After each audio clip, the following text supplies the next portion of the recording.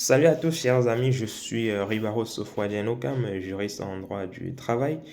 Alors, les amis, avant d'aller au fond de la vidéo de ce jour, je vous invite à vous abonner à cette chaîne, à commenter si vous avez des questions qui vous intéressent. N'hésitez pas à les poser en commentaire et je vous invite également à partager cette vidéo pour que nous puissions toucher davantage le plus grand nombre sur les thématiques que nous développons ici.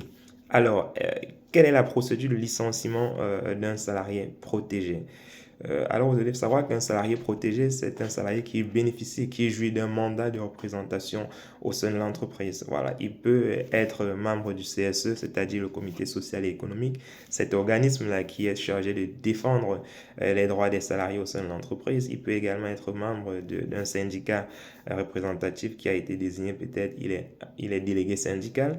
Donc, si vous êtes dans cette configuration-là, effectivement, vous êtes salarié protégé, vous bénéficiez d'une protection au regard du droit du travail.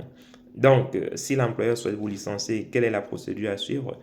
Si l'employeur souhaite vous licencier, normalement, il doit convoquer dans un premier temps, consulter autant pour moi, dans un premier temps, le CSE, c'est-à-dire le comité social et économique, et qui doit donner son avis sur le projet de licenciement qui est envisagé à votre rencontre.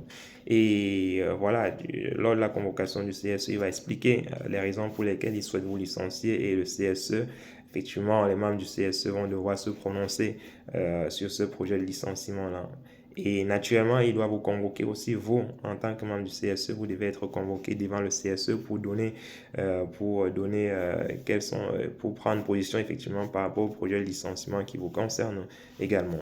Une fois que cela est fait, l'employeur doit vous convoquer vous-même en tant que salarié et salarié protégé. Il doit vous convoquer un entretien préalable, voilà, à un licenciement. Et donc, durant cet entretien, il va vous expliquer les raisons qui l'amènent à envisager votre départ de l'entreprise. Et une fois que cela est fait, avant de vous licencier, l'employeur doit consulter, il doit saisir l'inspection du travail pour demander l'autorisation de licenciement. Donc, l'inspection du travail doit être saisie. Vous devez lui communiquer à cette inspection-là l'ensemble des éléments relatifs au licenciement du salarié envisagé, notamment les éléments de convocation du CSE, les documents que vous avez remis au CSE lors de cette convocation-là. Bref, tout ce qui vous conforte dans votre décision d'envisager le licenciement du salarié.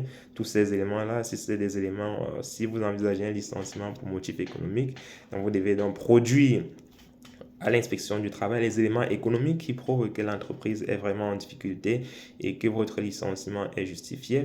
Si c'est un licenciement pour inaptitude, vous devez, lors de la saisine de l'inspection du travail, lui fournir par exemple l'avis d'inaptitude qui a été délivré par le médecin du travail, et au vu de ces éléments, au regard de l'ensemble des éléments que vous allez lui fournir, l'inspection du travail va devoir statuer ou non si elle vous autorise à licencier le salarié.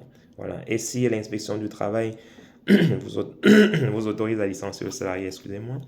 Dans ce cas, vous pourrez bien évidemment poursuivre avec la procédure de licenciement et sortir le salarié de vos effectifs.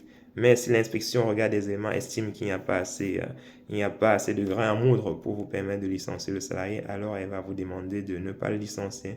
Donc, il y aura une décision de refus de licenciement qui sera appliquée et vous ne pourrez pas licencier le salarié. Si vous le faites, il s'agira d'un licenciement nul et donc versement au moins de 6 mois de salaire au salarié et d'autres indemnités subséquentes qui pourront être demandées par ce dernier.